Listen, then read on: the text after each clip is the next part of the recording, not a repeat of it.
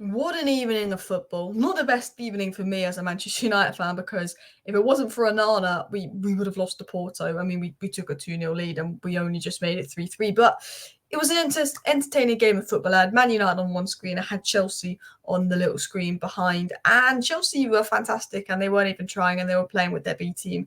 And that is now 17 goals in the last 5 games for Chelsea Football Club. They were playing some brilliant football at the time. Probably could have scored about 6 goals. Neto was probably robbed of 2 assists. Him and Veiga were my standout players, and they're the two I want to talk about. But I felt like Chelsea didn't even get out of second gear.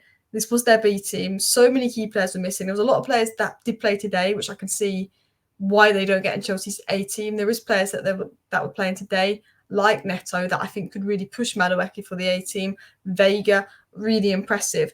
But Chelsea just playing good football. They're scoring goals. All the players look like they want to be there. They really get Maresca. They really get the coach. And as a Man United fan, looking at our performance versus Porto, where we're 2-0 up and we give it away, and if it wasn't for Onana, Rashford and Maguire, we would have lost that game about 5-1. And we got, Porto, I think, had 25 chances in the first 70 minutes against us. I'm watching a Chelsea side. All the players know what the manager wants to do. All the players understand the tactics. All the players are playing together. They look happy, even though they're the B team and they're not playing regularly. They know their role. They understand that. They look happy, and it makes me a little bit jealous. I'm not going to lie. I want to talk really about individual players, and Veiga and Neto's who I really want to talk about. I thought Mudryk was right, and Nkunku was clinical. I do think Chelsea have issues at the back. Disasi, Badalashile. It was a really good ball from Disasi today. Badalashile wasn't best. He needs to be more switched on. I do think there's defensive issues there with Chelsea, and I think this is Maresca's been here 6 weeks at Chelsea, so not 6 weeks, like a few months, but he's had like 6 Premier League games at Chelsea, so of course there's going to be issues. I think with Chelsea, they're so good going forward. Their attacking depth is brilliant going forward. They understand the manager, the style of play. They play really good stuff going forward. They definitely need to improve defensively. But do you know what? I'm going to talk about Veiga in a second. I'm going to go back to this. I'm going to talk about Veiga because he was phenomenal. He was my man of the match. But I'm just thinking of Chelsea's recruitment. They got this guy for 8 million. And looking at it today,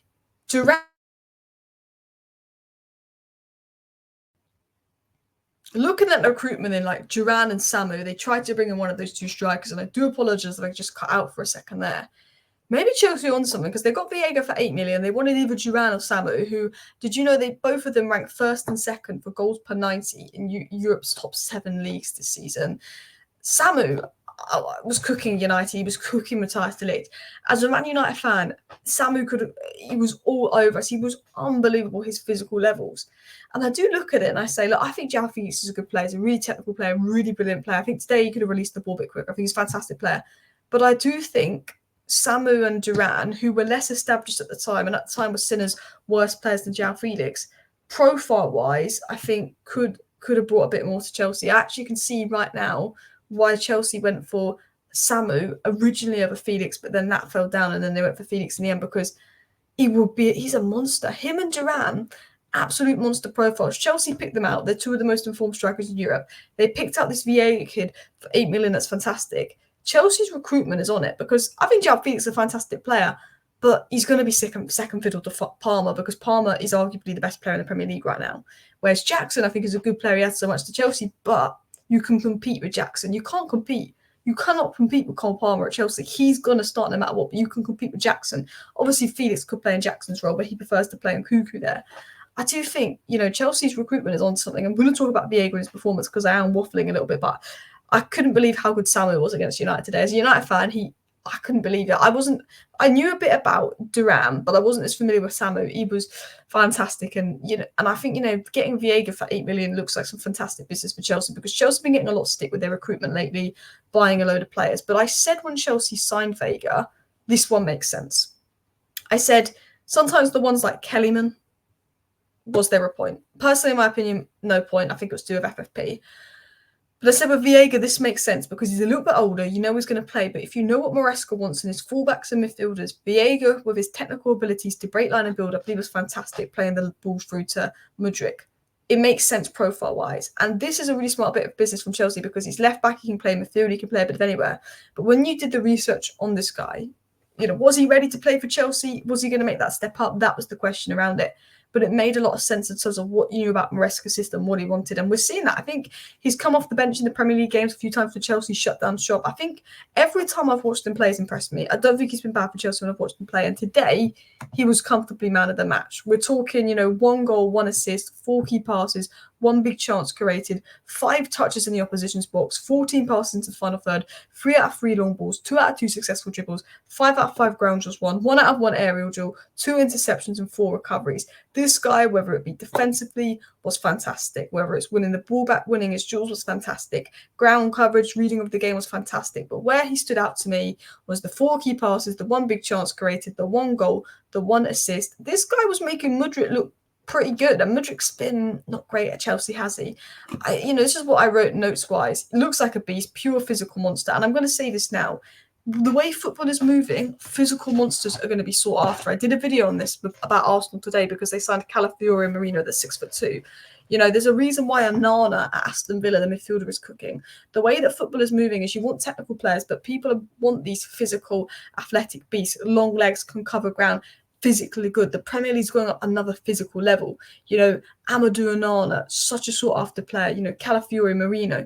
But Veiga, long-legged physical player, can cover ground with ease, is faster than you, is stronger than you. These are the players that the Premier League wants. And I think that's why Duran is going to feast. That's why Samu is doing well. The physical monsters are coming back into football. It's going to be the next wave of players that is going to be so sought after. And you've got that in Veiga. It looks like a masterclass from Chelsea, but he works so well with Mudryk. His ability to break the lines, his ability to peck out the pass, play the ball through to Mudryk was absolutely fantastic. He's very good on the ball. He can progress play with ease. You can tell he was a midfielder in the past. Pick the ball up, play the forward passes, look into space. Vision was absolutely impressive, and he plays that ball so well. Every time he's playing it to midfield, he plays it so well. And I think his abilities on the ball was sin. And I think his defensive awareness was good. I think, his carrying was good. But I think him and Mudryk worked well. He can overlap, he can underlap. I thought that was the best I've seen of Mudryk for a little bit in the first half. There was periods in the first half where I do think Chelsea dropped off. I think overall Chelsea were good, score 4 goals, could have got more. I do think they, look a little bit susceptible defensively. But again, that is on individuals a little bit, I think, more than the coaching. I think they got the job done with ease, didn't get out of second gear. There's a couple of times where they got the goal, they were ahead, and I think they dropped off a bit. But I think that's just sort of natural. I think, the Conference League, I think Chelsea easily win this competition, by the way. Like, just through watching this game, there's no way Chelsea don't win this competition. They don't even need Cole Palmer or many of their key players. Maresca's got all of their B team, their A team, no matter who's playing well, and fair play to Maresca, and that makes me jealous. But there's a good mentality in the Chelsea squad. You can see it. They want to be there. They're happy with their roles. Joao Felix is probably the only one that looked a little bit like he probably wants to be playing with the first team. But I think the mentality there was good. Of course, Badilashile could have improved for the goal. But I think Chelsea, again, score right as soon as the second half kicks off. Maresca's clearly doing something at half time. But you can see that this Maresca thing is working at Chelsea. It's looking good. And Veiga was fantastic. And the other player that's fantastic to me was Neto. Game numbers today: 5 chances created, 5 times possession won, 2 take-ons completed, 1 goal, 6 touches in opposition's box, 32 out of 33 passes completed. So his retention was very good. And I think he could give Madueke a running. I think Madueke is a good player, but he's inconsistent. And sometimes Madueke, a little bit selfish, holds on to the ball a little bit too long, whereas Neto's a bit more creative. We're going to get into Neto's creative statistics from the right-hand side. I think he could bring a bit more in terms of creativity. He probably could have got 2 assists today. I think if Chelsea could finish their dinner, they could have scored 5 or 6. But really good goal from Neto. I've always said he's better on the right-hand side. I think this is the first time you've seen him properly on the right-hand side for Chelsea. And I think he looked really good. And I do think Neto, Sancho, Palmer, Jackson, in terms of balance, is very good.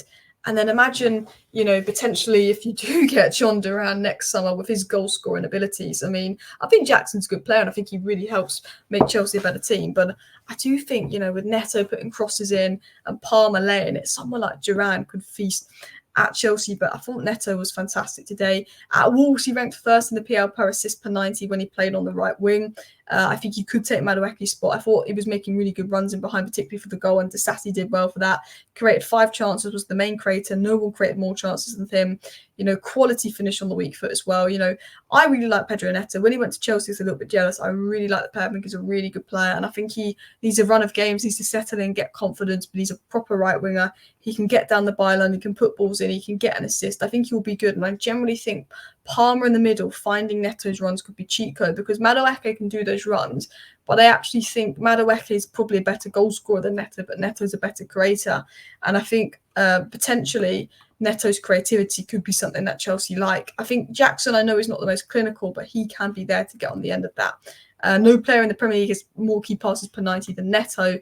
First for key passes, second for crosses, fourth for dribbles, seventh for progressive runs. And progressive runs is an important one, because if you've got Cole Palmer in the middle pulling the strings, Chelsea want players running in behind, and you get that in Neto. Thought Dewsbury-Hall was good. I don't think he started the rest, but I think once he got the goal with a different player and you could see the level of confidence there, then he was taking on his man, making things happen.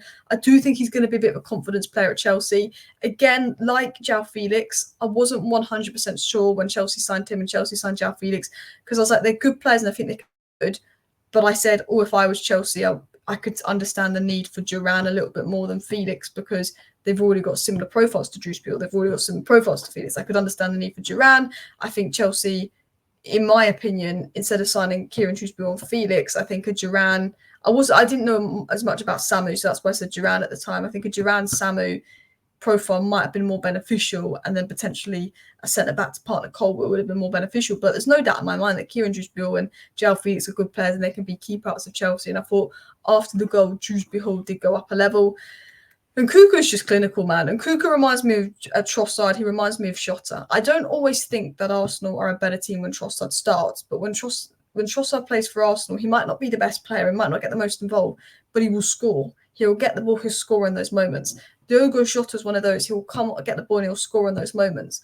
There might be players like Jackson that adds a lot more to Chelsea than Nkunku in terms of all-round play, and I think the team look a bit better and Jackson gets a bit more involved. But Jackson will get the chance and he'll fluff it. Cole Palmer could have got 3 assists versus Brighton, whereas Nkunku, he's the opposite of Jackson. Nkunku's not going to get us involved. But when Nkunku gets his chance, he's going to take it. He reminds me of Trossard. I think that Martinelli's naturally a better player than Trossard, but Trossard just is going to get the goal. And I think that's the same with Jackson. I think Jackson's all-round player is better than Nkunku. He gets more involved, and that's why he's number one. But Nkunku's there, he's going to get that goal, and I think he showed that today. I do think the weak point was Badiashile and Disasi, particularly Badiashile. I think he needs to be more switched on, more alert. I don't know if it's because he's not had like the run of games, and he's, I think in the Premier League, you've got to be, this wasn't Premier League, this was Conference League, more alert and stuff. But I think there is a few question marks around him. I think Chelsea are really good going forward. They play some really good attacking football. But I do think defensively, that's where Chelsea need to improve.